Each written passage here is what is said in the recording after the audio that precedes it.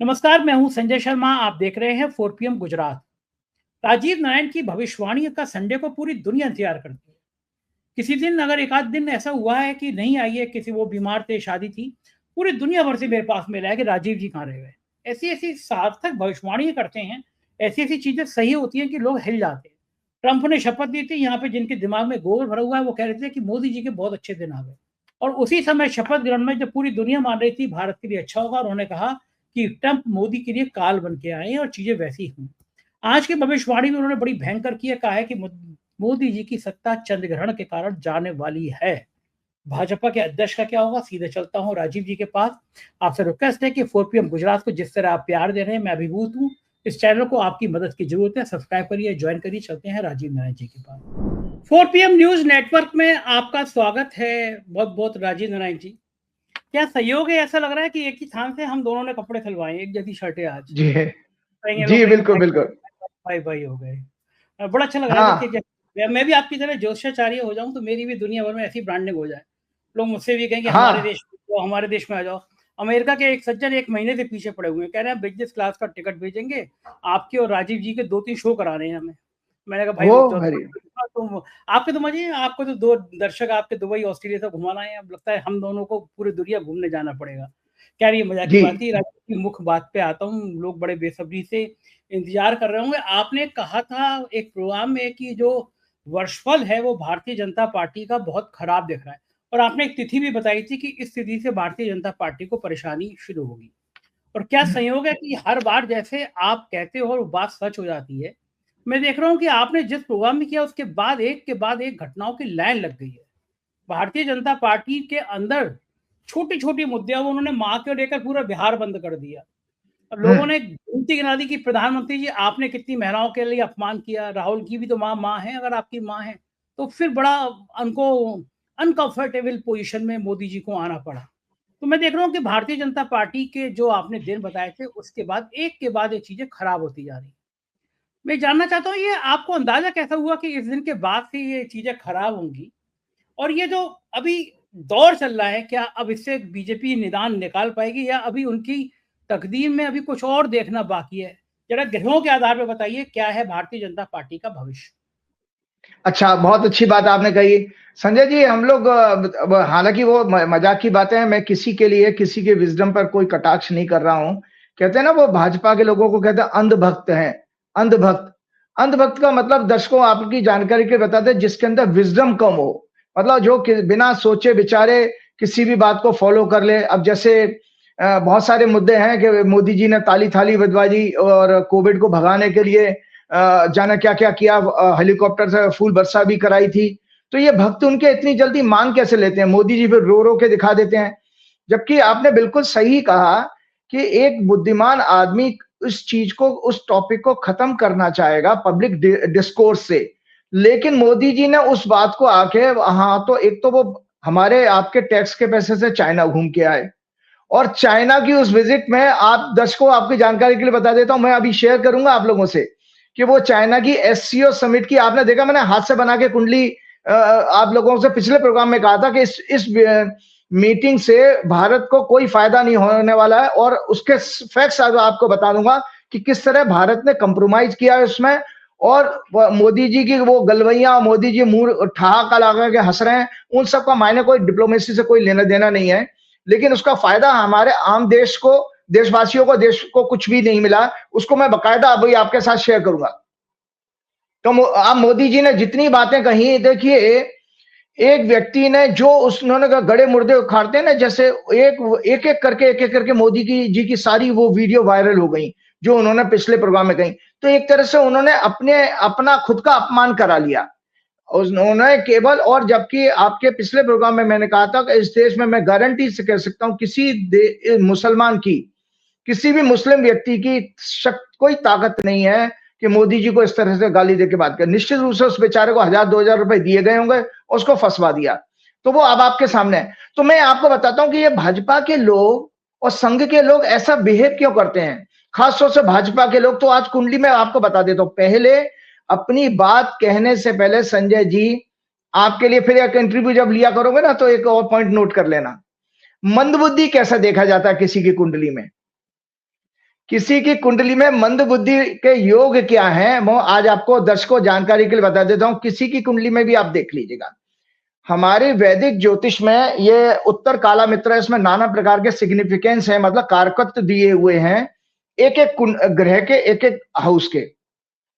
पांचवा घर जो होता है आपकी कुंडली में, वो आपका बुद्धि का होता है, और बुद्धि का कारक जो है वो सिग्निफिकेटर अंग्रेजी में कहते हैं, उसको मरकरी को माना गया है। और विजडम का कारक, विवेक हिंदी में जिसको कहते हैं, विजडम का कारक जुपिटर को माना गया है।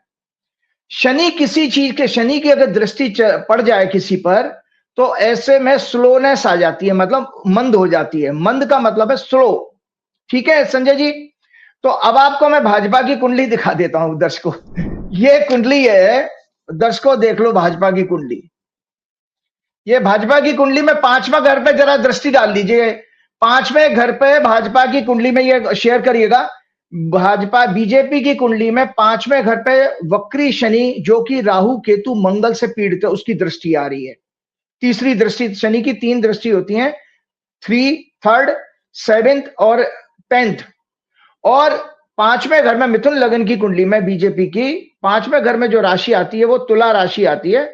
और दर्शकों आपकी जानकारी किसी प्रोग्राम में मैं बता दूंगा, जल्दी से मैं आपको शेयर भी कर देता हूं, आप लोग नोट कर सकते हो, सो दैट आपको मेरी बातों को समझने में, पकड़ने में आसानी रहेगी। मैं आपको जल्दी से जानकारी बता देता।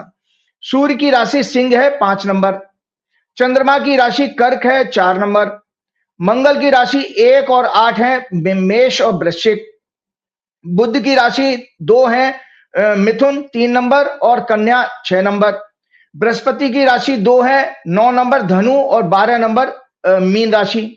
इसी तरह शुक्र की राशि 2 है 2 और 7, 2 होती है वृषभ और 7 होती है तुला।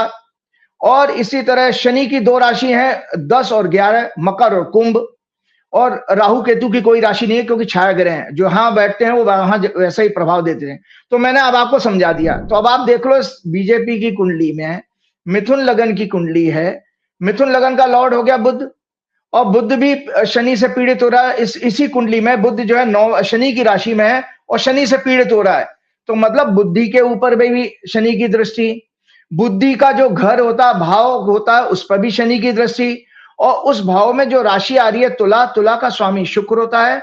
इसी शनि की 10वीं दृष्टि शुक्र पर पड़ रही है, जो कि 12वें घर में बैठा है बीजेपी की कुंडली में। तो इसलिए मैंने ये अब आपको समझा दिया, बुद्धि के भाव पर, बुद्धि के कारक पर वक्री शनि की दृष्टि होने के कारण भाजपा में जो भी, भाजपा के अंदर भाजपा पार्टी जो भी ज्वाइन करेगा और भाजपा को जो भी वोट देगा और भाजपा को जो फॉलो करेगा, उनके अंदर बुद्धि विवेक नाम की कोई चीज नहीं होगी। वो जो मोदी जी कह देंगे, रो के दिखा दें, मोदी जी की बात मान लेंगे। तो ये मैंने बता दिया, क्योंकि जैसे कहते हैं जैसी गाड़ी होगी आपकी, खटारा गाड़ी है तो खटारा आपको जर्नी होगी, आपको जर्नी में धक्के खाने, हिचकोले खाने पड़ेंगे। इसी तरह से बीजेपी एक खटारा गाड़ी है। ये बात अलग है, छल कपट से वो सत्ता में बैठे हैं, उसमें हम जाएंगे नहीं। वो अन्ना जी और जाने कौन कौन आए थे, सत्ता तो दे दी उन्हें, सत्ता में आ गए। लेकिन बीजेपी वर्चुअली एक लो विजडम की, लो आईक्यू की पार्टी है। और इसके साथ साथ बृहस्पति को मैंने बताया विजडम का सिग्निफिकेंट। बृहस्पति इसी कुंडली में, दर्शकों मेरी बातों पे आप मत जाइए, मैं कोई बहुत बड़ी लंबी चौड़ी बातें नहीं कर रहा। मैं अक्सर मेरे प्रोग्राम में लोग अप्रिशिएट करते हैं कि आपका समझाने का तरीका बहुत अच्छा है। मैं एक बिल्कुल सिंप्लीफाई करके ज्योतिष आपको बता रहा हूं। ये आप किताबों से ज्योतिष पढ़ के इतना आसानी से सीख नहीं सकते, जितना कि हम एक्सपीरियंस से और आपको जो लॉजिक से बता रहे हैं। तो बृहस्पति विजडम का सिग्निफिकेट है, बृहस्पति भी शनि के साथ है, तो वो भी, शनि का मतलब स्लोनेस, वो भी कमजोर हो गया। एक पॉइंट और बता देता हूं, लॉजिक संजय जी, लॉजिक और रीजनिंग होती है, जिसको तर्क कहते हैं, तर्क शास्त्र। तर्क शास्त्र का जो नॉलेज है वो 5वें घर से ही देखी जाती है, लॉजिक और रीजनिंग। और मंगल जो है सिग्निफिकेटर होता है। तो मजे की बात यह है कि बीजेपी की कुंडली में मंगल भी राहु केतु शनि से पीड़ित है। तो लॉजिक और रीजनिंग मतलब तर्क का भी कारक ग्रह पीड़ित है। तो ये इससे संकेत होता है कि बीजेपी के लोग हमेशा कुतर्क की बातें करेंगे। बीजेपी के प्रवक्ताओं की भाषा देख लीजिए, बीजेपी के नेताओं की भाषा देख लीजिएगा, मोदी जी की खुद की भाषा देख लीजिए, अमित शाह की भाषा देख लीजिए, हमेशा झूठ पर प्रपंच, प्रोपेगेंडा, इसी पे इनका विश्वास है, क्योंकि पूरी कुंडली में है। और मैं आपको एक और जानकारी बता देता हूं, मेरा कोई द्वेष नहीं था बीजेपी के साथ में, लेकिन मैं आपको अच्छी एक जानकारी ये बता रहा हूं कि हम लोग जब ज्योतिष में किसी सब्जेक्ट को समझाते थे संजय जी, हमेशा प्रोमिनेंट केस को उठाते हैं। प्रोमिनेंट मतलब जो फेमस होते हैं, उसके जरिए विषय को समझा देते हैं। अब मैंने तो टॉपिक क्या आपको बताया था कि भाई मुझे मंदबुद्धि समझाना है आपको, तो मैंने मंदबुद्धि के सारे कारण और ज्योतिषीय सिद्धांत। एक मिनट, एक सवाल मेरा है। मुझे कुछ लोगों ने बताया कि आपके तो भारतीय जनता पार्टी के नेताओं से बड़े अच्छे संबंध हैं। आप किसी टाइम में बड़ा बीजेपी के मुख्यालय में बैठते थे, आप बड़े बीजेपी नेताओं के संग उठते बैठते थे, और बड़े बड़े सीनियर नेताओं की बात कर रहा हूँ मैं, नाम नहीं लूंगा, नाम लेना ठीक भी नहीं है। और मुझे कंफर्म मेरे सूत्र बताते हैं कि वाकई में रिश्ते थे और आज भी हैं। तो जब आप उनके दोस्त थे, आप उनके पास बैठते थे, तो तब भी आप ज्योतिष जानते थे। तो आपने कभी देखा नहीं कि पार्टी में मंदबुद्धि है, पार्टी में अकल कम है, ये पार्टी लालची है, तब आप क्यों बैठते थे वहां पे उनके साथ में? देखो वो एक बड़े नामी गिरामी प्रवक्ता है वो, हालांकि वो वैसे इंसान अच्छा है, नॉलेज भी उसको बहुत अच्छी है, राजनाथ जी से एसोसिएटेड रहे, नाम नहीं लूंगा मैं। तो वो मेरा बहुत अच्छा मित्र रहा रहा क्योंकि अब सत्ता आने के बाद थोड़ा दिमाग खराब हो जाए तो मैं कभी किसी को, मैं भी कोई मेरा काम तो है नहीं जो मैं पीछे लगूं किसी के, लेकिन ये बात सच है। अभी मैं वाराणसी गया था संजय जी पिछले हफ्ते, तो मैं वहां पर संकट। आपने आपने बिना नाम लिए इशारा तो कर दिया, लेकिन जी निसंकोच मैं कहूंगा कि वो व्यक्ति बहुत योग्य है, बहुत बढ़िया, मैं उनको सुनता हूँ, मैं बड़ा उनका कायल हूँ। और आपने खुद बता दिया आपके मित्र हैं, लेकिन इनके अलावा भी बीजेपी के बहुत सारे नेताओं से आपके संबंध थे। तो मैं जानना तो मैं चाहता हूँ कि आपको आपने उनको बताया नहीं कि तुम्हारा पार्टी गलत है, तुम्हारा भविष्य गलत है, मंदबुद्धि हो तुम लोग, अहंकारी हो, ये पार्टी, ये सब बातें बताई नहीं थी आपने, या उन लोगों ने सुनी नहीं थी? मामला क्या था? नहीं, बहुत अच्छी बात, आज मैं वही सच पे आज सारा बात कर लेता हूँ आपको। तो मैं आपको बता रहा, जब मैं वाराणसी गया था तो मैं यही वाक्य जो आपको सुनाने जा रहा हूँ दर्शकों आपके साथ शेयर करना है। मैंने संकट मोचन हनुमान जी के मंदिर के काफी सारे बड़े बड़े लोग बैठे हुए थे, उसी मीटिंग में मैंने ये बात कही थी। तो उन्होंने मुझे जो कहा वो मैं आपसे बाद में शेयर करूंगा। तो मैंने ये कहा कि भाई ये मैं विटनेस हूं कि 2013 में 2013 में मैं बीजेपी दफ्तर में बैठा था 11 अशोक रोड में, उन्हीं महोदय के ऑफिस में। उन्होंने कैंटीन से मेरे लिए चाय मंगवाई, कुछ स्नैक्स भी मंगवाए। तो मैंने उनसे कहा था कि भाई इस बार बीजेपी की सत्ता बन रही है 2014 में, क्योंकि बीजेपी की कुंडली में सूर्य की जो आप देखे, बीजेपी की सूर्य की उस समय महादशा चल रही थी जब लोकसभा का 2014 का चुनाव था, सूर्य उनके 10वें घर में, सत्ता के घर में बैठा हुआ है। तो मैंने कहा बीजेपी की सूर्य की सत्ता बन रही है, मतलब सन की वजह से पावर में आ रहे हैं। तो उन्होंने सूर्य बेसिकली क्षत्रिय ग्रह होता है, तो उन्होंने ये कहा कि राजनाथ जी बन सकते हैं प्राइम मिनिस्टर। लेकिन उसी सीक्वेंस में वो एक बात और आगे कह गए कि समस्या राजीव जी हमारे सामने ये आ रही है, हमारे पास पैसा नहीं है चुनाव लड़ने के लिए, क्योंकि 10 साल से यूपीए गवर्नमेंट थी। तो उसमें मोदी जी ने लगभग काफी, वो क्या भगवान जाने कितना फिगर था, 500 करोड़ था, 1000 करोड़ था, वो पैसा देने से मना कर दिया। और वो बात ऑन रिकॉर्ड है, उन्हीं सज्जन ने मुझे बताया कि मोदी जी ने पैसा से हाथ खींच लिया था। अडवाणी जी और ये सुषमा जी, नितिन गडकरी, ये लोग सब परेशान थे कि भाई फंड नहीं है, पैसा चुनाव लड़ने के लिए। तो उन्होंने सिर्फ इसी कंडीशन पे कि मुझे आप प्राइम मिनिस्टर कैंडिडेट बनाइए, तभी मैं पैसा आपको अरेंज करूं, क्योंकि उद्योगपतियों से उनके अच्छे संबंध थे उन महोदय के। तो इस तरह गोवा अधिवेशन में उनका नाम हुआ प्रोजेक्ट। अब उसके बाद उन्हीं सज्जन की बात बता रहा हूं महोदय, जिनके दफ्तर में मैं बैठ के ये बात कर रहा था। तो इस तरह से मोदी जी बीच में आ गए, लेकिन बीजेपी की, मेरी भविष्यवाणी सच हो गई, बीजेपी की सत्ता मिली है। इसके बाद एक घटना और घटी कि जब मोदी जी का नाम 11 अशोक रोड पे शाम को Rajnath Singh party president announce करने वाले थे, एक रात पहले मेरे पास मैसेज आता है व्हाट्सएप पे कि राजीव जी, राजनाथ जी कह रहे हैं कि आप अपने मित्र से मुहूर्त निकलवाइए मोदी जी का नाम अनाउंस करने का।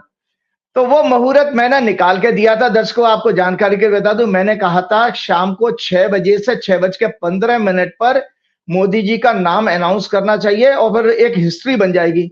अब मुझे क्या पता था हिस्ट्री बन जाएगी। अब तो जो जैसे ही ये बात मैंने वहां वाराणसी में उन लोगों को बताई, तो वो सारे लोग मेरे ऊपर चढ़ गए, बोले गए यार, बोले इसका मतलब मोदी को बिठाने में राजीव जी आप ही का हाथ है, क्योंकि आपने मुहूर्त निकाल के दिया। तो मैंने कहा हाँ भाई, मैं इस अपराध को तो स्वीकार करता हूं, लेकिन मैं क्या करूं, मैं एक ज्योतिषी होने के नाते जो मुझे पूछा गया मैंने बता दिया। तो आपने ठीक कहा कि मेरा इतना इन्वॉल्वमेंट था। अब एक और आगे की बात बताते, तो जो आपने मंदबुद्धि की बात की, बीजेपी में ज्योतिष का अभी अभी और रुकूंगा मैं यहाँ पे। आज आपको मेरा, आज मुझे आपके खुलासे करने हैं, आप लोग करते रहते हो। आपके तो पूर्व मुख्य निर्वाचन आयुक्त राजीव कुमार से भी बड़े अच्छे रिश्ते थे। जी, जी। आप थे, वो आपकी संवाद होता था, मुलाकात होती थी, मैसेज का आदान-प्रदान होता था। तो जब राजीव कुमार से इतने अच्छे रिश्ते थे, तो ज़ाहिर है आपने भी उनकी भी जन्मपत्री देखी होगी। तो क्या आपने राजीव कुमार को नहीं बताया कि तुम ऐसे धूर्त आदमी हो जो इस देश का लोकतंत्र खत्म करने में आगे चल के एक बड़ी महत्वपूर्ण भूमिका अदा करोगे? आपने उनको वो नहीं बताया कि पूरा देश का इतिहास जब लिखा जाएगा, तो तुम्हें और ज्ञानेश कुमार को लोकतंत्र का हत्यारा लिखा जाएगा।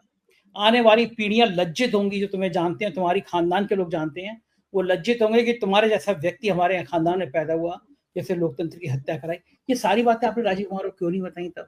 जी, बिल्कुल, नहीं बताई, क्यों नहीं बताई, मैंने बताई थी। मैंने सब बातें बताई हैं। आप ये जितना मैं खरा बोल सकता था, मेरा काम था एक गुरु और एक गाइड की तरह से मैंने राजीव कुमार को जितनी बातें रफ कही हैं, मैं कुछ लोगों को, नज़दीकी लोगों को शेयर करता था। शायद राजीव कुमार को इतनी गाली, और मतलब गाली नहीं थी वो, इतना कटाक्ष, इतना कड़वा कोई लिख नहीं सकता, बोल नहीं सकता, इतना तक मैंने कहा था। लेकिन उसने 2-3 हिंट मुझे दे दिए थे, उन्होंने, क्योंकि उम्र में मुझसे बड़े हैं, सॉरी, उन्होंने मुझे हिंट दे दिए थे कि अमित शाह जी दरअसल हमारी नहीं सुनते हैं। एक उनका एक आशय ये था। मतलब अब आप ये दर्शकों ये जान लो कि पूरा का पूरा चुनाव, चाहे पहले वाले चुनाव आयोग के पीरियड में था या अभी था, ये तो अभी उन्हीं के अफसर आ गए हैं, ज्ञानेश कुमार तो उन्हीं के जॉइंट सेक्रेटरी। तो टोटल कंट्रोल उनका है। क्यों? क्योंकि मैंने जब टीएन शेषन का उनको उदाहरण दिया कि टीएन शेषन जो है हमेशा एडमिनिस्ट्रेशन का को सफलिंग कर देते थे, बदल देते थे जहां पे चुनाव होता था। उसका एक छोटा सा उदाहरण और बताता हूं। एक आपके कोई अरुणाचल प्रदेश के चीफ इलेक्शन कमिश्नर हुए हैं, संजय जी, उनका एक एग्जाम्पल बताता हूं। उन्होंने कहा था कि जेएनके में देखो, जो राहुल गांधी आज मुद्दा उठा रहे हैं वोट चोरी का, वो 100% सच मुद्दा है। कारण यह है कि लोकल एडमिनिस्ट्रेशन का पूरा पूरा इन्वॉल्वमेंट होता है, संजय जी, इसके अंदर पूरा इन्वॉल्वमेंट। क्योंकि जो डीएम है, जो प्रिसाइडिंग ऑफिसर है, उसके ऊपर अगर होम मिनिस्ट्री से या प्राइम मिनिस्टर ऑफिस से कोई अगर फोन आ जाएगा, दबाव पड़ेगा, तो वो कुछ कर नहीं सकता। तो ये आपको इसलिए बात बता रहा हूं कि उन्होंने मुझे ये मतलब वो एग्जांपल ये था कि उस अरुणाचल प्रदेश, नाम मुझे क्रिश्चियन थे शायद वो, उन्होंने एक ये किया था कि जब उन्होंने देखा कि 4 जो इलेक्शन में डिस्ट्रिक्ट ऑफिसर कमेटी में, इलेक्शन कमेटी में है डिस्ट्रिक्ट के, उनमें चारों के चारों जेएनके के हैं। उन्होंने कहा कि नहीं, इसमें यूपी बिहार के, ये सब आप दर्शक अपने देख सकते हैं। और उसको उस समय के जो मुख्यमंत्री थे फारूक अब्दुल्ला, उन्होंने विरोध किया था कि नहीं नहीं, आप हमारे अफसरों को बदल नहीं सकते हैं। लेकिन उस व्यक्ति ने नहीं सुना, वो ईमानदार इलेक्शन कमिश्नर थे। और संजय जी, जब उन्होंने 4 में से 2 जेएनके के और एक यूपी और एक बिहार का अपॉइंट किया, वो चुनाव फारूक अब्दुल्ला हार गए थे। तो इतना असर होता है कि अगर लोकल एडमिनिस्ट्रेशन को आप कंट्रोल कर लो, तो आप चुनाव को फेयर करा सकते हो। एक प्रत्यक्ष उदाहरण और आपको और ताजी घटना बता देता हूं। 2 दिन पहले ही मैंने अखबार में पढ़ा है कि बांग्लादेश में चीफ इलेक्शन कमिश्नर ने मिलिट्री की डिमांड करी है चुनाव फेयर कराने के लिए। और मैं भी इस बात को पूरी तरह से कंफर्म करता हूं कि इस देश में चुनाव अगर सुप्रीम कोर्ट को चाहिए, अगर फेयर एंड फ्री इलेक्शन कराने हैं, तो मिलिट्री के सुपरविजन में कराने चाहिए, क्योंकि सारी पैरामिलिट्री फोर्सेस होम मिनिस्ट्री के अंडर में होती हैं। लोकल एडमिनिस्ट्रेशन की कोई ताकत नहीं है।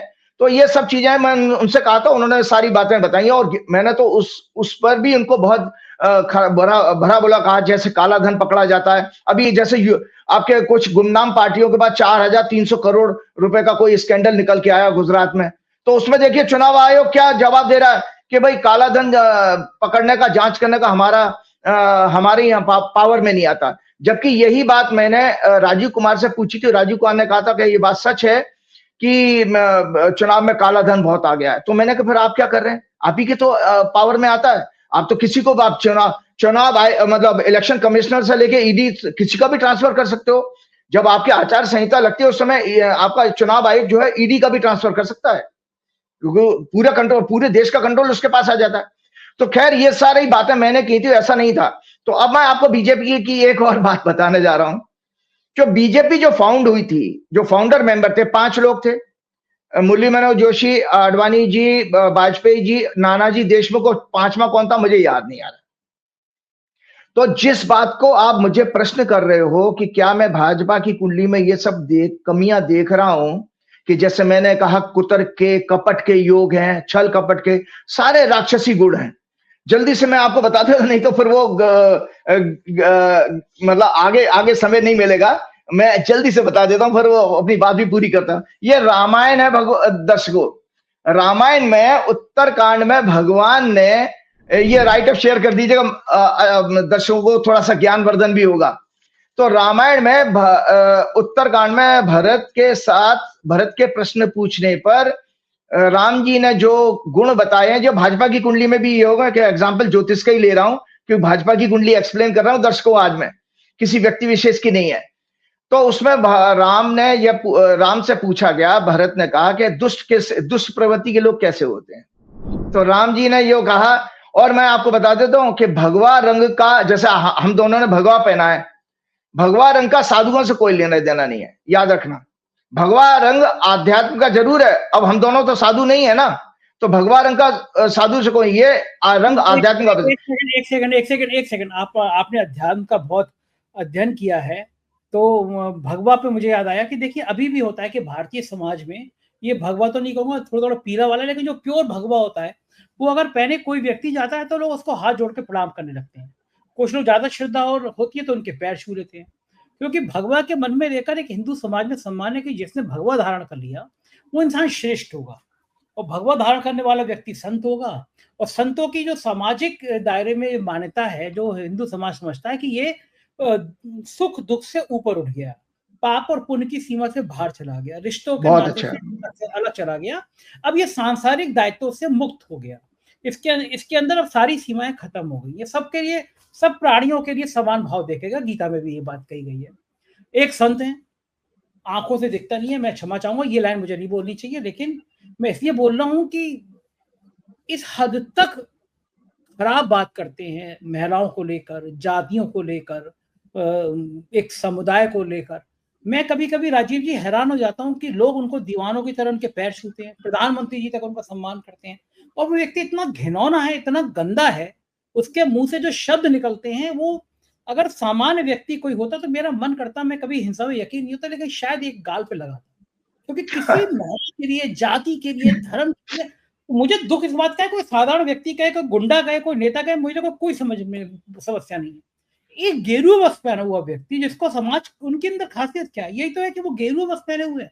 अभी उन्होंने स्वामी प्रेमानंद जी के लिए कह दिया, मैंने प्रेमानंद जी के लिए कभी कोई प्रेमानंद जी की कभी खराब बात नहीं सुनी। लोग उनके दीवाने इसलिए कि वो हमेशा ज्ञान की बात करते हैं, समाज को दार्शनिक भाव में बात करते हैं, उन्होंने प्रेमानंद पे भी टिप्पणी कर दी। मैं ये जानना चाहता हूँ कि राजीव जी, बहुत सारे लोग ऐसे हैं जो किसी पीठ से आते हैं, किसी धर्म गुरु हैं, भगवा कपड़े पहनते हैं, उनके मन में इतनी हिंसा क्यों होती है? मैं अयोध्या में जाता हूँ तो पता चला संत जो हैं मेरे गनर लेके घूम रहे हैं। मैं हरिद्वार जाता हूँ, एक कैलाशानंद जी हैं जो अंबानी को डुबकी लगा रहे थे, जो अमित शाह को डुबकी लगवा रहे थे, आजकल तो वो महामंडलेश्वर टाइप के कुछ हो गए। इतना बड़ा फ्रॉड की कहानी उनकी पता चलती है मुझे, महिलाओं से लेकर जमीनों तक के कब्जों की बात पता चलती है, कंगना रनौत को हेलीकॉप्टर बैठा के घुमाते हैं।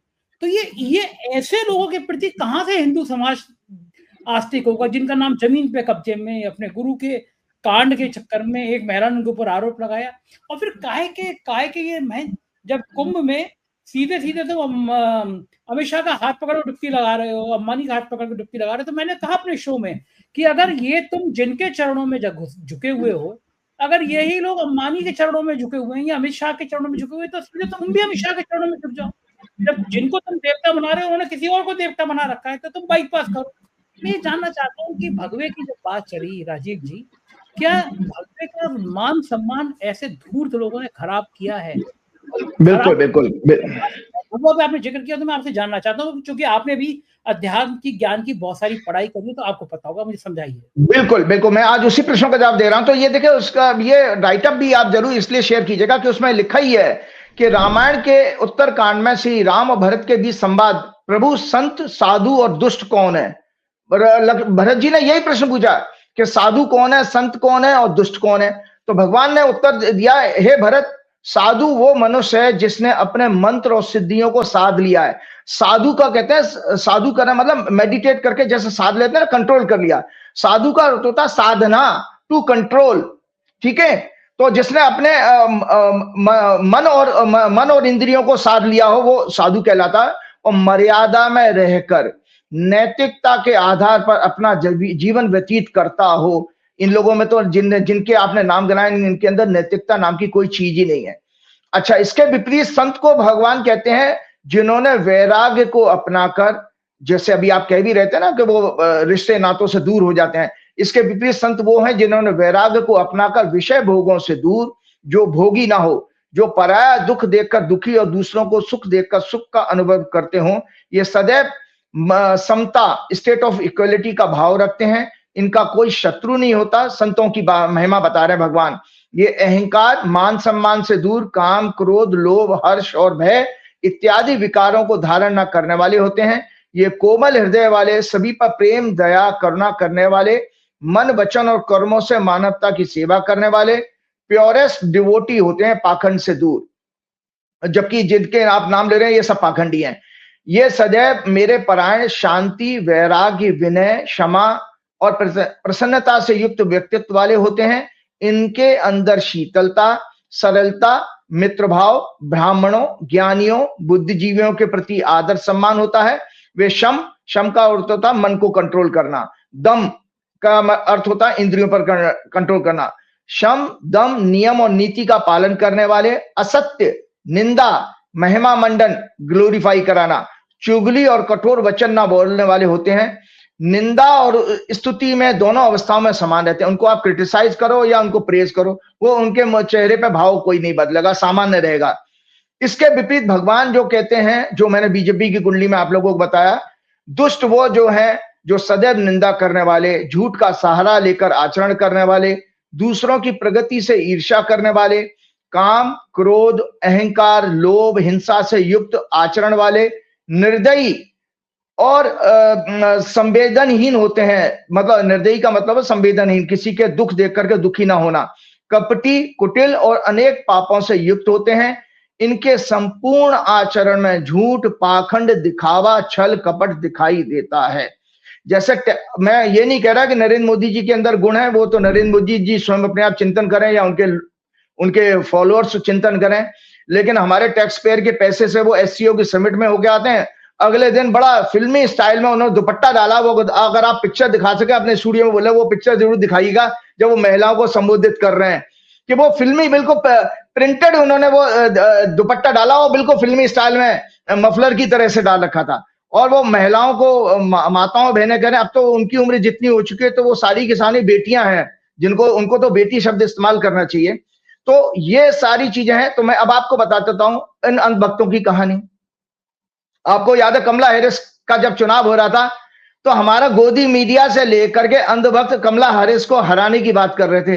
अब एक मजाक का टॉपिक है कि हमारे सनातन धर्म के शास्त्रों के अनुसार भगवान नारायण की पत्नी लक्ष्मी है और लक्ष्मी जी का नाम एक कमला है, लक्ष्मी जी का एक नाम कमला भी है।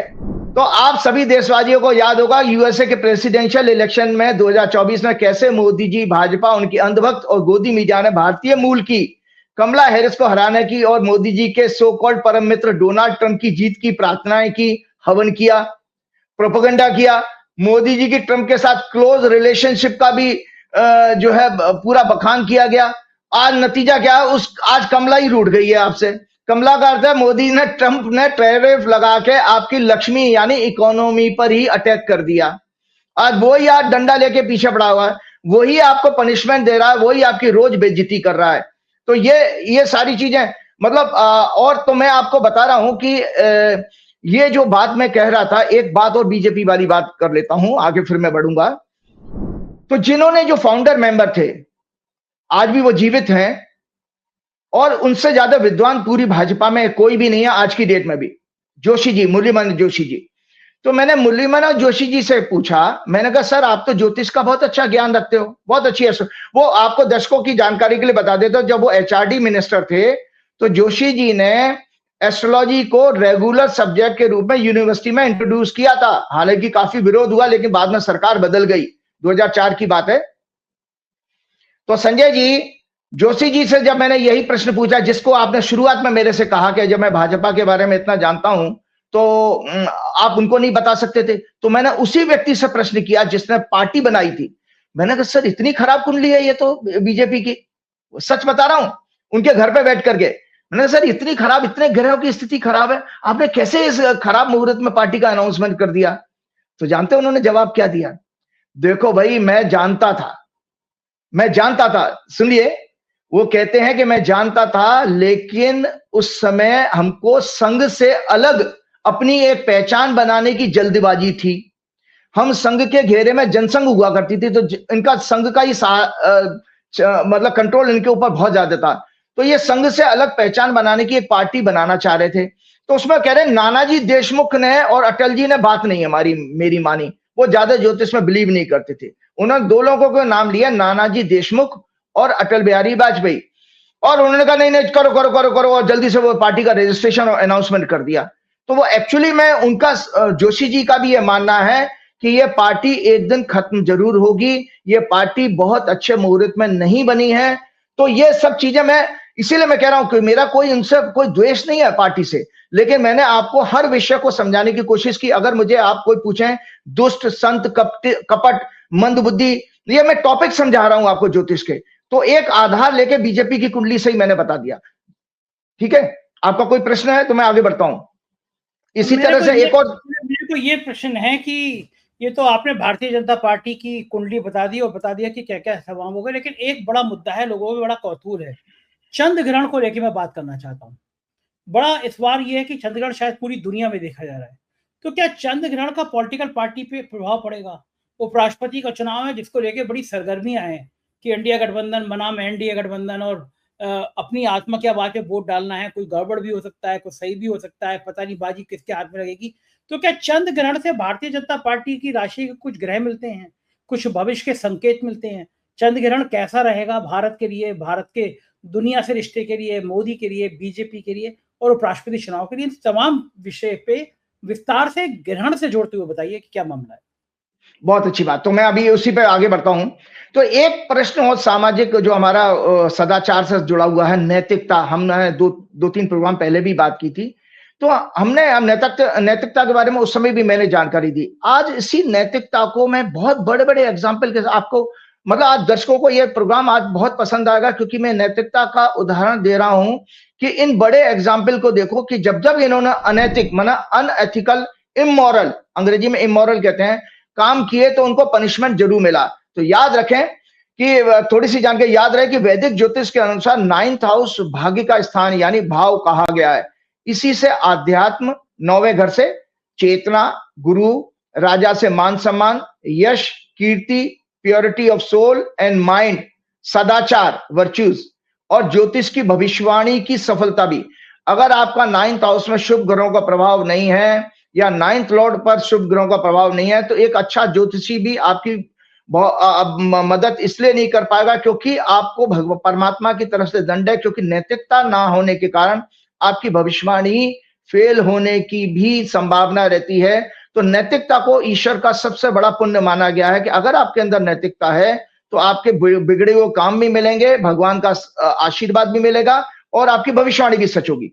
इसी भाव में वर्तमान जीवन के गुड डीड्स, ये आपके इस जीवन के पुण्य संचय का हाउस भी माना गया। मतलब जितने आप इस जीवन में पुण्य कर रहे हैं वो एक्युमुलेट हो रहे हैं इसमें, और ये अगले जन्म का आपका आधार बनेगा जब आपका अगला जन्म होगा।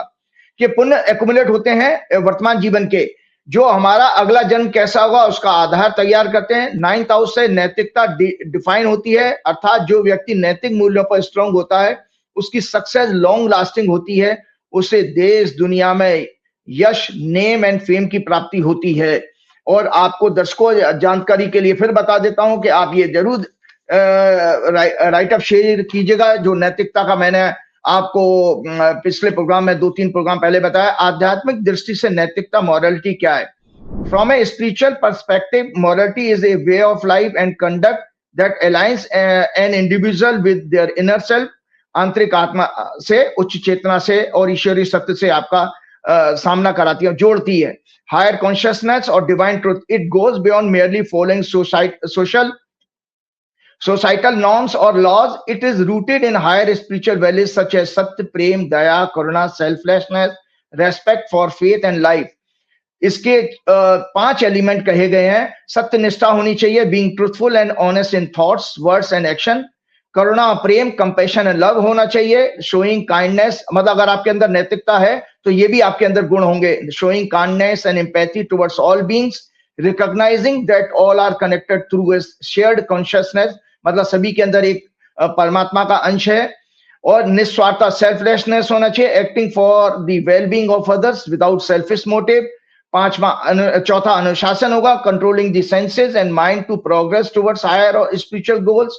सार्वभौमिकता, universal unity, believing that all beings and nature are interconnected, thus avoiding harm through one's action. तो ये सारी चीजें आपके अंदर होनी चाहिए। तो मैं आपको भाजपा की कुंडली में बता देता हूं कि भाजपा एक और के अंदर एक और इस पार्टी में अवगुण है, अनैतिकता का। ये देखिए, नौवां घर और 9th लॉर्ड और 9th हाउस दोनों ही पीड़ित हैं। नौवां घर में कुंभ राशि है जिसका स्वामी शनि है, वो मंगल के साथ राहु के साथ पीड़ित है, और उसी मंगल शनि की दृष्टि 9वें घर पर आ रही है। साथ में लग्नेश बुध भी वहीं फंसे पड़े हैं, तो उस पर भी आ रहा है। तो एक कुंडली तो मैंने ये आपको दिखा दी बीजेपी की कि इसमें अनैतिकता का योग है, और एक कुंडली और मैं आपको दिखा रहा हूं कि ये जो आपकी क्या नाम है, आरएसएस की कुंडली में भी आप देख लीजिएगा कि आरएसएस की कुंडली में, ये आरएसएस की हॉरोस्कोप है, दर्शकों शेयर जरूर कीजिएगा।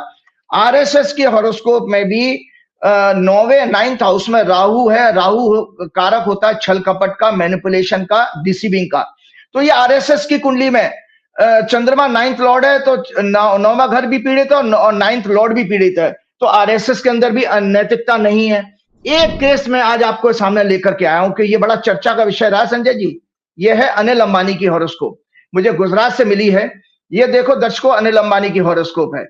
क्यों अनिल अंबानी इतने बड़े परिवार में पैदा होते हैं, उनको इतना बड़ा हिस्सा मिलता है, मतलब जब उनकी जो डिवीजन हुआ था उनकी एसेट्स का, तो शायद जहां तक मेरी जानकारी है कि उनको मुकेश अंबानी से भी ज्यादा बड़ा हिस्सा मिला। लेकिन आज वो कहाँ है, मुकेश अंबानी कहाँ है, आप लोगों के सामने वो कोर्ट कचहरी के चक्कर काट रहे हैं। और अभी हाल में ही आप लोगों को पता होगा कि उनके जो है घर में छापा भी पड़ा था, क्या नाम है उसका, क्या नाम है, सीबीआई का। तो ये कितनी बड़ी अपमान है जब उस समय उनके घर में परिवार, उनके बच्चे भी मौजूद थे।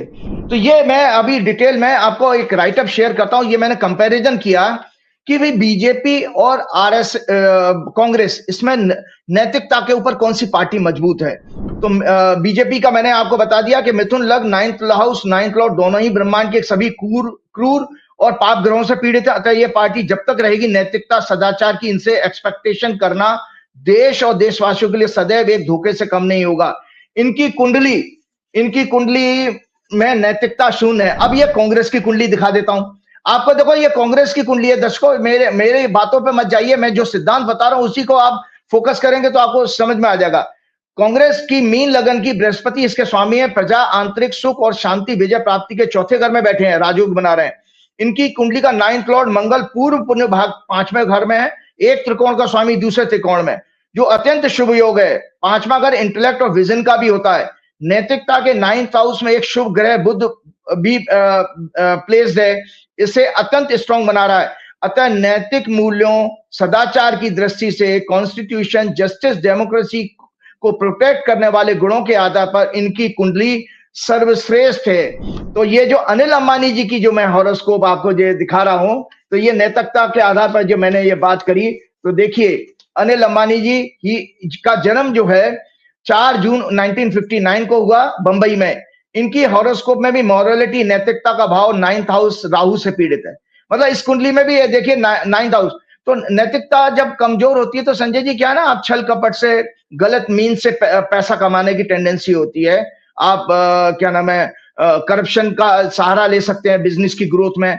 तो ये याद रखिएगा कि इन सबको दंड जरूर मिलेगा। कि जैसा कि मैंने आपके हर एक प्रोग्राम में ये कहा कि कर्माज आपके उसी तरह पीछा करते हैं कि जैसे एक जानवरों के बड़े झुंड में गाय का बछड़ा अपनी मां को पहचान लेता है। और दूसरी एक सेइंग है, जो बोओगे वो काटोगे। जो आपने बोया है वो आपको एक दिन काटना जरूर पड़ेगा।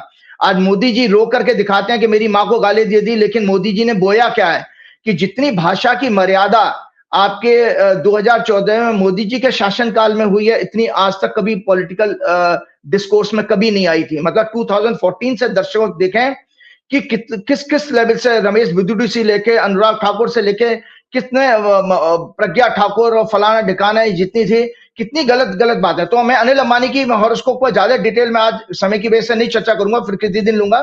लेकिन अनिल अंबानी की जो हॉरोस्कोप दिखाई है मैंने, उसमें भी 9th हाउस पीड़ित है, इसीलिए आज ये कोर्ट कचहरी के चक्कर काट रहे हैं। और करेंटली मैं इनकी महादशा शनि की चल रही है, जो 5 सितंबर 2014 से शुरू हुई है। और याद रखिएगा, इनको एक बहुत बड़ी जानकारी दे रहा हूं संजय जी आपको। एक गुजरात के बहुत बड़े उद्योगपति से मेरा संपर्क जब हुआ था, वो बहुत अच्छे इंसान थे, आज दुनिया में नहीं है। कभी मैंने उनसे ये कहा था आज से 7-8 बरस पहले कि अनिल अंबानी जब के लॉस बहुत बढ़ गए थे, तो मैंने कहा आप भी गुजराती हैं और आप लोग बंबई में इकट्ठे होते होंगे, मेरी अनिल अंबानी से मुलाकात करा दीजिएगा। तो मैं अनिल अंबानी की मदद करना चाहता था संजय जी। उस समय मेरे पास इनकी हॉरोस्कोप नहीं थी।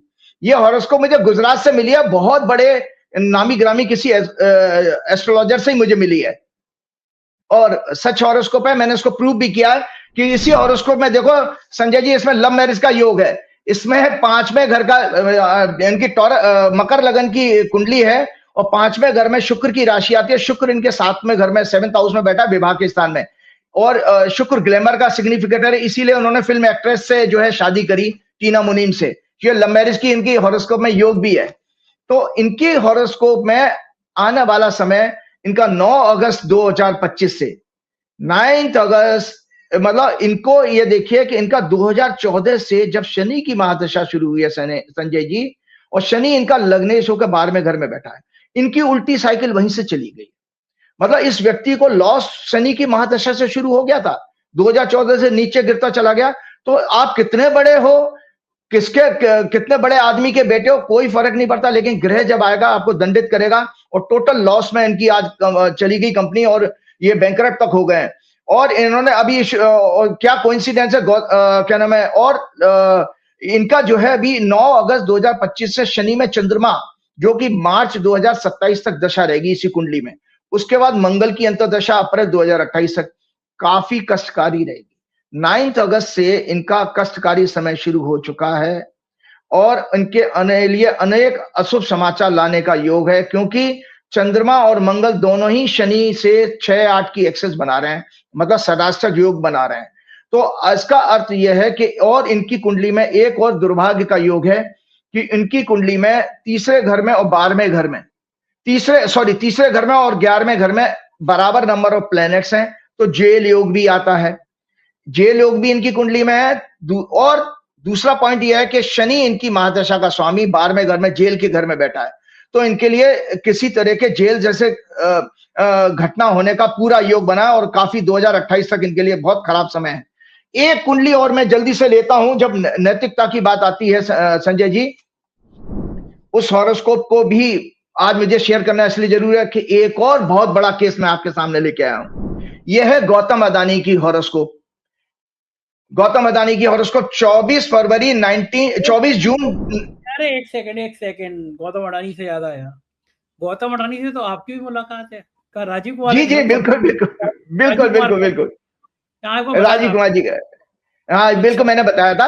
हाँ तो मैं बहुत अच्छा, वैसे और बहुत अच्छी आपको जानकारी भी बहुत अच्छी थी, क्योंकि मैं व्यक्तिगत रूप से मिल चुका हूँ।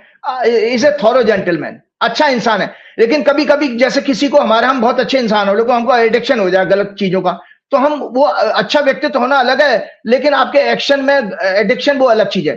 तो इनकी हॉरोस्कोप में भी देखिए दर्शकों, इनका 9th हाउस कितना पीड़ित है। तो इन्होंने भी अनैतिक तरीके से अपना पैसा कमाने में पूरा हमेशा समय लगाया। ये दोनों के दोनों दर्शकों आपको बता रहा हूं, अनिल अंबानी और गौतम अदानी बहुत अच्छे इंसान हैं। अगर व्यक्तिगत रूप से इनसे मिला जाए तो ज्योतिष में, ये मेरी साउंड रिसर्च है, मैं आपको बता रहा हूं, किसी व्यक्ति की कुंडली में अगर उसकी आत्मा का कारक होता है सूर्य और मन का कारक होता है चंद्रमा, दोनों बृहस्पति के प्रभाव में हो, ऐसा व्यक्ति संत प्रवृत्ति का होता है, इतना बढ़िया इंसान होगा। और इस समय भी गौतम अडानी को संत कह रहे हो, लोग गरियाएंगे मुझे सुबह। नहीं, संत का मतलब अच्छे इंसान है व्यक्तिगत रूप से। मैंने तो ये बता दी कि भाई अनैतिक हैं, इमोरल एक्ट में इन्वॉल्व रहे हैं, गलत तरीके से पैसा, नैतिक धंधा गलत है, आदमी सही है। वही क्या आपने बाप बड़ा ना भैया, सबसे बड़ा रुपया। बस बस बस कि आपने जहां पर देखिए ईश्वर ने आपको एक रूप में दंड दिया, अच्छा व्यक्तित्व दे दिया, अच्छे परिवार में पैदा दे दिया, धन संपत्ति दे दी, लेकिन अनैतिकता में आज मेरा टॉपिक क्या है, नैतिकता। अगर आपके अंदर नैतिकता नहीं है तो कितना ही बड़े व्यक्ति हो आप, आपको एक दिन नीचे सड़क पे आना ही पड़ेगा, आप एकदम धरातल पर परमात्मा लेके आ जाएगा। भाई राजा रावण ने जब अनैतिक कार्य किया, किसी की पत्नी को उठा लिया, वो शिव का इतना बड़ा भक्त था, इतना प्रकांड पंडित, मतलब आप सोचिए कि उससे ज्ञानी ज्यादा उस समय कोई माना नहीं जाता था, उसका भी पतन हुआ ना केवल एक अनैतिक कार्य करने के लिए। तो इनकी दोनों की कुंडली में क्या चीज है, 9वां घर पीड़ित है। जो मेरा सब्जेक्ट क्या है आज आपके दर्शकों, 9th हाउस। 9th हाउस का मतलब है नैतिकता और चेतना। सो आपकी चेतना कमजोर है, आपकी नैतिकता कमजोर है, आपके अंदर आध्यात्मिक शक्ति नहीं है, आप गलत काम। तो इनकी कुंडली में देखिए कि टॉरस लगन की कुंडली है, शनि और केतु जो है इनके जो है 9वें घर में बैठे हैं, और शुक्र जो है इनके क्या नाम है, तीसरे घर में लग्नेश होकर के राहु के साथ बैठा है। तो ये भी है कि ही गॉट बिग सक्सेस। और मजे की बात देखिए, he got big success and great expansion in business activities when his Venus दशा was started। इनको ऊंचाइयों पर कब मिली, जब इनकी शुक्र की दशा शुरू होती है, और 2014 में। तो आयरनी देखिए, कोइंसिडेंस देखिए संजय जी, कि दोनों कुंडलियों में एक और कंपैरिजन आपको बड़े केसेस से मिल जाता है दर्शकों को, ज्योतिष सीखने वालों को, कि गौतम अदानी जी की शुक्र की महादशा शुरू होती है 2014 से। वो तीसरे घर में ग्रोथ के हाउस में है। तो गौतम अदानी जी का ग्राफ कहां से गया 2014 से, रॉकेट की तरह से। और अनिल अंबानी जी की कुंडली में 12वें घर के शनि की, 12वां घर लॉस का, ह्यूमिलेशन का होता है, और 2014 से ही शुरू हुई है। तो मोदी जी एक के लिए फायदेमंद रहे और मोदी जी एक के लिए नुकसानदायक है। हालांकि मोदी जी का विचारों का इसमें कोई योगदान नहीं है, वो जो दंड मिल रहा है वो तो ग्रहों के कारण मिल रहा है, कि चूंकि अनिल अंबानी की दशा 12वें घर से संबंध बना रही है महादशा, इसलिए वो निरंतर लॉस कर रहा है। और क्या नाम है, गौतम अदानी की ग्रोथ की वजह से इनको सफलता मिली है। आज मजे की बात एक और कह रहा हूं कि इससे एक हमारा यह क्लियर हो जाता सब्जेक्ट कि आप कितने ही बड़े व्यक्ति हों, लेकिन आप अगर अनैतिक हैं तो आपको परमात्मा की तरफ से दंड अवश्य अवश्य मिलेगा। ये जो है, इस तरह हमने एग्जाम्पल्स के जरिए देखा कि कोई व्यक्ति या संस्था कितनी ही बड़ी हो, व्यक्ति कितना ही पावरफुल पोजीशन पर हो, पैसे वाला हो, अगर उसके हॉरोस्कोप में नैतिकता, मॉरलिटी का भाव पाप ग्रहों के प्रभाव में है, तो उसे इसी जन्म में अपने सभी अधार्मिक अनैतिक कार्यों और पापों का फल भोगना अवश्य पड़ेगा। काल उन्हें दंड अवश्य देगा। ये ग्रह ही हमारे सभी कर्मों को फलों को देने वाले हैं। इसकी इनकी टाइमिंग हॉरोस्कोप में प्लेनेटरी कॉम्बिनेशन, ट्रांजिट एंड दशा ऑफ दोस प्लेनेट से कंफर्म होती है। ये मैंने आपके प्रोग्राम में हमेशा ही कहा है, जो बृहस्पति संहिता को कोट करता रहा। तो आपने इस तरह से देखा कि आप कितने ही बड़े थे, लेकिन आपको वो क्या नाम है, एक और भारत की जो भारत की कुंडली में भी एक कमी है। भारत की कुंडली में कमी नहीं थी, इंडियन रिपब्लिक मतलब जो 26 जनवरी को, ये दर्शकों देख लो कि जो हमारा डेमोक्रेसी जब हमारी स्टार्ट हुई है, उस समय की कुंडली भी हमारी नैतिकता के आधार पर कमजोर कुंडली थी, क्योंकि उसमें भी हमारा नैतिकता का घर का स्वामी मंगल इस कुंडली का 9th हाउस का लॉर्ड राहु केतु के बीच में फंसा हुआ था। तो ये इस तरह से हमने देखा कि कोई भी व्यक्ति बच नहीं सकता काल के दंड से। एक अच्छा सा समाचार और दे देता हूं, जैसे मैंने कांग्रेस की कुंडली दिखाई, ऐसी इंडिया अलायंस की कुंडली दिखा दी। आज अलग अलग कुंडली दिखाने का मतलब यह था कि आप स्वयं चिंतन करना, इस कुंडली में कोई पाप ग्रहों का प्रभाव नहीं है 9वें घर पर। मतलब इंडिया अलायंस की कुंडली इतनी अच्छी कुंडली है कि इनका 9वां घर इतना मजबूत है, 9th लॉर्ड इन 9th हाउस, साथ में बुध है, साथ में सूर्य है, 10वें घर का स्वामी। अगर ये पार्टी अगर ये गठबंधन सरकार बनाएगा तो बहुत अच्छी सरकार बीजेपी के तुलना में सरकार देगा। क्यों? क्योंकि इनका 9th हाउस बली है मेरा, और 9th हाउस इसीलिए देखिए हमारे शास्त्रों में 9th हाउस को भाग्य का स्थान कहा गया है। तो मैं आपको चलते चलते एक और बात कहना चाहता हूं कि जीएसटी अनाउंस किया था, जीएसटी की रिबेट। तो छोटे से इनपुट शेयर करके फिर आपकी लास्ट का क्वेश्चन वो इक्लिप्स वाला लूंगा। तो जिस समय जीएसटी की रिबेट अनाउंस की गई थी संजय जी, उस समय वो चंद्रमा पीड़ित था। चंद्रमा रात को 10:10 पर आपके एफएम ने, फाइनेंस मिनिस्टर ने प्रेस कॉन्फ्रेंस मतलब अनाउंसमेंट शुरू किया है।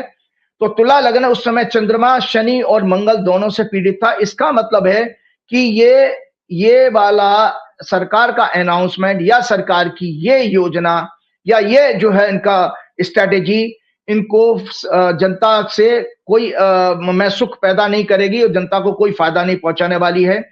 उसका कारण ये है, मैं आपको बता दूं, मैंने ग्रोक से थोड़ी सी इंफॉर्मेशन कलेक्ट की थी कि आपने 10% का, संजय जी, आपने अगर कमी की है टैक्स में, मतलब 12% को 7% कर दिया, 5% कर दिया और 28% को 18% कर दिया।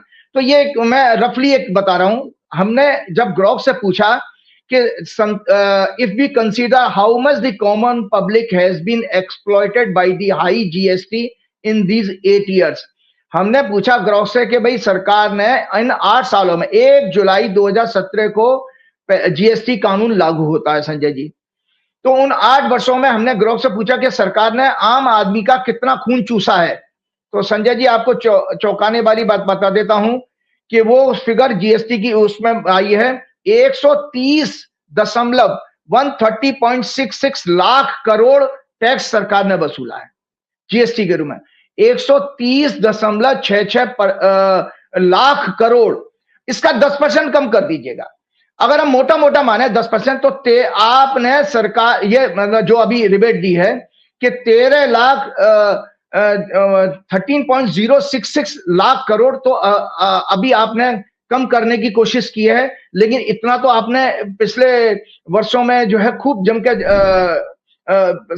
पब्लिक का पैसा लूटा भी था। और ये आपको मैंने एक राइटअप शेयर किया था, ये जरूर राइटअप शेयर कीजिएगा। मैंने कहा था कि जो मिडिल क्लास है, व्हाट्सएप ग्रुप के अंकल आंटी, अंधभक्त, गोदी मीडिया, चापलू, सब का सभी मृतक क्लास बन गए हैं। क्यों? क्योंकि हमको पता है कि हमारे 32 करोड़ 23% आर हैवी कंज्यूमर। हमारी जो इकोनॉमी है वो बेसिकली प्राइवेट कंजम्पशन पर, 61% प्राइवेट कंजम्पशन पर आधारित है। अब 23% ऐसे लोग हैं जो हैवी कंज्यूमर हैं, रिलक्टेंट पेयर हैं, और remaining 67% absolutely no extra money to spend on anything beyond the basic needs. Basic need के अलावा 67% लोगों के पास पैसा ही नहीं है। तो आप जीएसटी कम करके उनसे क्या कर लोगे, क्योंकि पहले ही आपने 8 वर्ष में उनको मार दिया। तो और middle class have an average of income of 2.6 lakh and the rich consuming class about 13 lakh, उनको भी आपने इनकम टैक्स की स्लैब लेकर के उनको भी मिडिल क्लास बना दिया। सो कहने का मतलब यह है कि आपका पब्लिक के पास पैसा ही नहीं है और ये इनकी योजना ज्यादा सफल नहीं होने वाली है। अब आता हूं आपके विषय पर।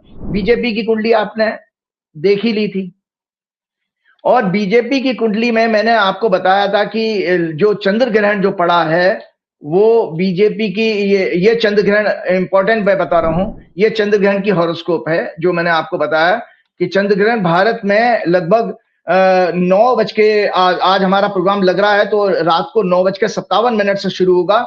इसका मध्य 24:23 पर होगा, मिडिल मतलब अगला तारीख आ जाएगी, और एंड होगा ये 25:26 पर। ये एंड हो जाएगा रात को 1:26 पर। तो ये मेष लगन की कुंडली, और ये ग्रहण पड़ रहा है आपका कुंभ राशि में। कुंभ राशि में ये ग्रहण पड़ रहा है और नक्षत्र है पूर्व भाद्रपद नक्षत्र। तो दर्शकों आपकी जानकारी के लिए बता देता हूं कि ये ग्रहण, आपने पूछा कि क्या क्या किसके ऊपर नुकसान करेगा, तो जल्दी से आप ये सुनिए, ये राइटअप भी आपको शेयर कर लीजिएगा। ये चंद्र ग्रहण भारत के, जो भारत की कुंडली है, देख लो दर्शकों, आप चौंकाने वाली भविष्यवाणी सुनिए। भारत की हॉरोस्कोप है, भारत की हॉरोस्कोप में 10वें घर में पड़ रहा है। भारत की हॉरोस्कोप में 10वें घर में ये चंद्र ग्रहण भारत के 10वें भाव, और 10वां भाव क्या किसका होता है? प्रधानमंत्री का, प्रेसिडेंट का, वाइस प्रेसिडेंट का और सत्तारूढ़ पार्टी का, रूलिंग पार्टी का। ये चंद्र ग्रहण भारत के 10वें भाव में और पूर्व भाद्रपद नक्षत्र में पड़ रहा है, जिसका लॉर्ड जुपिटर, पूर्व भाद्रपद जुपिटर का नक्षत्र है, जो भारत की कुंडली में 8वें घर का लॉर्ड है। अतः मोदी जी और बीजेपी के लिए आने वाले 6 महीने अत्यंत अशुभ समाचार लेके आने वाले हैं। सत्ता परिवर्तन का योग दिखा रहा है ये चंद्र ग्रहण, सत्ता परिवर्तन का योग दिखा रहा है, क्योंकि 10वें घर में चंद्र ग्रहण पड़ रहा है। राजीव जी, सत्ता परिवर्तन हो सकती है इस ग्रहण के प्रभाव से? जी जी जी जी, बिल्कुल बिल्कुल बिल्कुल। पिछले महीने रिजाइन करें या हटा दिए जाए, उन पर कोई करप्शन लगे वो अलग विषय है, क्योंकि मोदी जी की मेरे पास व्यक्तिगत हॉरोस्कोप नहीं है, लेकिन सत्ता परिवर्तन का योग हो रहा है और आगे अभी चौंकाने वाले और खुलासे कर रहा हूं, चिंता मत करिए। तो ये आने वाले 6 मंथ अत्यंत अशुभ समाचार लेके आने वाले हैं। सत्ता परिवर्तन का भी योग है, क्योंकि अष्टमेश बृहस्पति के नक्षत्र में ये ग्रहण पड़ रहा है। 8 और 10 का जब भी कनेक्शन आएगा नौकरी जाती है। संजय जी, किसी की नौकरी अगर जाने का योग होगा ना, अगर 12वां घर 12 और 10 का संबंध बनता है तो ट्रांसफर होता है। दर्शकों, आपको किसी की कुंडली अगर देखनी हो और अपनी कुंडली अपने आप ही खुद देख सकते हो, ट्रांसफर आप अपनी पोस्टिंग में देख रहे हो तो 10th और 12th का कनेक्शन देख लें। लेकिन अगर 8th आ गया तो नौकरी चली जाएगी। तो ये सत्ता परिवर्तन का योग है। अब आता हूं भाई बीजेपी की कुंडली में। जो बीजेपी की कुंडली आपसे मैंने शुरुआत में ही चर्चा की, उसको ध्यान में रखिएगा। बीजेपी की कुंडली में कुंभ राशि आती है 9वां घर, और इनकी चंद्रमा की चूंकि महादशा चल रही है तो वृश्चिक राशि है इनकी। तो वृश्चिक लगन की कुंडली में यह कुंभ राशि आती है 4था घर। 4th हाउस होता है संजय जी सिंहासन का, कुर्सी का। तो बीजेपी की चंद्रमा की महादशा चल रही है, इनकी कुंडली में वृश्चिक ये ग्रहण 4थे घर यानी थ्रोन और सिंहासन में पड़ रहा है।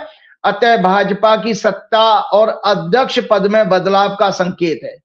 भाजपा की कुंडली भी अध्यक्ष और पद का और सत्ता परिवर्तन का योग दिखा रही है। इंडिया की बता दी मैंने, अब मैं बीजेपी की आपको बता रहा हूं कि बदलाव का संकेत ग्रह योग कंफर्म कर रहे हैं। इसके साथ जो अभी एक बड़े व्यक्ति की मैंने कुंडली दिखाई थी गौतम अदानी की, ये ग्रहण गौतम अदानी के 10वें भाव में, मतलब उनके कैरियर के हाउस में पड़ रहा है। उनके जन्म के नक्षत्र, उनका जन्म का नक्षत्र भी बृहस्पति का है, पूर्व भाद्र जन्म नक्षत्र में पड़ रहा है। अतः आने वाले 6 महीने से 1 साल उनके बिजनेस और पर्सनल लाइफ में अत्यंत अशुभ समाचार लाने का योग है। इसके साथ यह ग्रहण अनिल अंबानी की कुंडली में 2nd हाउस में पड़ रहा है, दूसरे घर में। तो उनको फैमिली और फाइनेंस की तरफ से कोई दुख आने वाला है। तो फैमिली में जैसे उनकी मदर 90 ईयर से ऊपर की हैं, तो अतः परिवार में किसी क्लोज रिलेटिव या फैमिली मेंबर को फिजिकल मेंटल सफरिंग आ रही है और उनकी फाइनेंशियल प्रॉस्पेरिटी के बर्बाद होने का, कमजोर होने का भी योग चल रहा है। तो ये मैंने ग्रहण की बात इस समय आप लोगों को बता दी कि भाई ये ग्रहण इस तरह से कर रहा है। जल्दी से 2-3 बातें और शेयर करना चाहता हूं, क्योंकि लोगों ने मेरे से ये कहा था कि भाई हम क्या करें इसमें, हमें क्या करना चाहिए। तो मैं देखो बताता हूं, एक ही चीज है कि जब परमात्मा की तरफ से कोई कष्ट आता है ना आपको संजय जी, तो केवल और केवल ईश्वर की शरण में जाना ही सर्वोत्तम उपाय है। क्यों? क्योंकि शरणागति संपूर्ण साधनों में श्रेष्ठ है। क्योंकि जब तक अपने बल, बुद्धि, विद्या, पद और धन आदि का मान रहता है, मतलब घमंड रहता है, तब तक टोटल सरेंडर मतलब असली शरणागति नहीं हो पाती। भगवान ने अपने कल्याण के लिए जीव मतलब लिविंग बीइंग को फ्री विल दी है शरण में आने की। शरण में आते ही जीव निश्चिंत, निशोक, निर्भय और निशंक हो जाता है, मतलब बिना डाउट के, कोई शंका नहीं रहती, कोई शोक नहीं रहता। भक्त का कल्याण करके भगवान को बड़ी प्रसन्नता होती है। शरण में जाना भक्त का काम है, कल्याण का और प्रेम का भगवान का कर्म है। मतलब ये आप देखिए कि जैसे ही हम शरण में जाएंगे तो हमको जो है ईश्वर का आशीर्वाद भगवान अपने शरण में मतलब अपने से जोड़ लेते हैं। आयुर्वेद के अनुसार भोजन हमें सदैव स्वच्छ वायुमंडल, एटमॉस्फेयर, प्लेस और शांत मन से प्रसन्नता के भाव के साथ करना चाहिए, क्योंकि हमारी डाइजेस्टिव फायर जूसेस का सीधा संबंध हमारे माइंड से और माइंड का सीधा संबंध ब्रीदिंग पैटर्न प्राण से है। माइंड के डिस्टर्ब हो जाने पर हमारा ब्रीदिंग पैटर्न वीक और इरेगुलर हो जाता है, जो धीरे धीरे नर्वस सिस्टम और ब्रेन को डैमेज करता है। इरेगुलर डाइजेशन कई डिजीज जैसे weight loss, weight gain, constipation, sleep disorder का कॉज बन जाता है। मानसिक जाप क्या करता है? Silence and focus on our breath, chanting और अन्य डिवोशनल एक्टिविटीज सेवा से मन शांत और एकाग्र होता है। यही माइंड की कंडीशनिंग है। इनसे हैप्पी हार्मोन्स का प्रोडक्शन होता है। जबकि समय पेट को हल्का रखना चाहिए, क्योंकि भरे हुए पेट से नस नाड़ियों पर प्रेशर बढ़ता है, ऑर्गन्स भी डिस्टर्ब होते हैं। कुशा तुलसी का यूज इसलिए बताया गया है क्योंकि इनके अंदर अधिक मात्रा में इलेक्ट्रोमैग्नेटिक एनर्जी ग्रहण करने की शक्ति होती है। ये खाने पीने की वस्तुओं पर ग्रहण के दौरान पैदा हुई नेगेटिव एनर्जीज को एब्जॉर्ब करके कंट्रोल करती हैं। क्यों? क्योंकि इसमें आपको बताएं कि ग्रहण के दौरान विष्णु सहस्रनाम, राम रक्षा स्तोत्र, दुर्गा कवच, महामृत्युंजय मंत्र जाप, श्री हनुमान चालीसा का जाप सर्वोत्तम है समय है इन्हें सिद्ध करने का। ओम नमः शिवाय, ओम नमो भगवते वासुदेवाय या गायत्री मंत्रों का भी आप लोग जाप कर सकते हैं। इसके साथ ही मैं आपको बता दूं, भगवान ने ये जो गीता में एक प्रोसेस है, 2 सेकंड रो दीजिए दर्शकों को, ये गीता है और गीता में किस तरह से भगवान ने अपने से जुड़ने के प्रोसेस समझाए। जब वो चैप्टर 12 के 8 में श्लोक में कहते हैं, मय्ये मन आदर्श मई बुद्धिम निवेश है निश्चि मय्ये दुर्न संशय। सरेंडर करने पे के लिए वो कहते हैं कि हे अर्जुन, तू अपना मन और बुद्धि मुझ में लगा दे, फिर तू मेरे को ही प्राप्त कर लेगा, तेरा सारे संशय खत्म हो जाएंगे। फिर अगले श्लोक में भगवान कहते हैं, अथ चिंतम समाधातु न शक्नोसि मयि स्थिरम अभ्यास योगेन ततो मामेक्षम तुम धनंजय। अगर तू मन को मुझ में अचल भाव से स्थिर करने में समर्थ नहीं है तो अभ्यास के द्वारा मेरी प्राप्ति कर, मतलब रिपीटेशन। जैसे आपसे कहा जाए जो 7 बार पाठ कर कोई छूटे ही बंद मासो कोई, मतलब आप 7 बार हनुमान चालीसा कर रहे हो तो आप अभ्यास कर रहे हैं। सो अभ्यास के द्वारा भी मन को साधा जा सकता है। फिर भगवान आगे बता देते हैं, अभ्यास असमर्थवसी मत कर्म परमो भव मदनमपि कर्माणि कुर्वन् सिद्धिम अवाप्यसि। यदि तू अभ्यास प्रैक्टिस करने में भी अपने आप को असमर्थ पाता है तो मेरे लिए कर्म करने के परायण फॉर द सेक और हो जा, इस प्रकार मेरे निमित्त कर्मों को करता हुआ भी तू मेरी प्राप्ति की सिद्धि को प्राप्त कर लेगा, जिसका प्रत्यक्ष उदाहरण है। अगर आप अभ्यास भी नहीं कर पाते हो ना, भगवान के लिए काम कर रहे हैं लोगों, जो सिख धर्म में लंगर सेवा है वो इसी का प्रत्यक्ष उदाहरण है।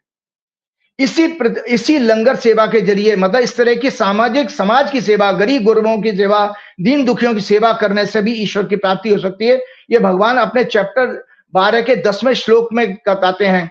इसके बाद भी भगवान आखिरी में ये कह देते हैं, अथई ततप शक्तियोसी कर्तुम मद्योगमाश्रित सर्व कर्म फलम त्यागम तथा कुरु यतात्मा। यदि तू मेरी प्राप्ति हेतु कर्मों को करने में भी असमर्थ है तो अपनी मन बुद्धि को वश में करके सभी कर्मों के फलों को त्याग दे, तू भगवान के ऊपर छोड़ दे। और इसीलिए लास्ट श्लोक में भगवान ने अर्जुन को सारी गीता समझा दी है। संजय जी, आज मैंने, क्योंकि श्राद्ध लग रहे हैं, आज से श्राद्ध भी चालू हुआ, पूर्णिमा का श्राद्ध है, तो सर्वोत्तम श्राद्धों में आपके पास बता दूं जो है प्रार्थना गीता का पाठ है, क्योंकि गीता के पाठ करने से आपके पितरों को, जिन पितरों को मोक्ष नहीं प्राप्त हुआ है उनको मुक्ति मिलती है, अगर आपके घर में रेगुलर गीता का पाठ 15 दिन तक होता रहेगा। क्योंकि जो श्राद्ध है भाद्र पक्ष की पूर्णिमा से प्रारंभ होकर कृष्ण पक्ष आश्विन मास की अमावस्या तक रहते हैं। तो भगवान कहते हैं चैप्टर 18 के 66वें श्लोक में, सर्वधर्मान परित्यज्य मामेकं शरणं व्रज अहम त्वा सर्व पापेभ्यो मोक्षस्यामि मा शुचय। तू सभी कर्मों को, सभी चीजों को छोड़ के तू मेरी शरण में आ जा, तू शोक मत कर, मैं तेरे सभी पापों को मुक्त कर दूंगा।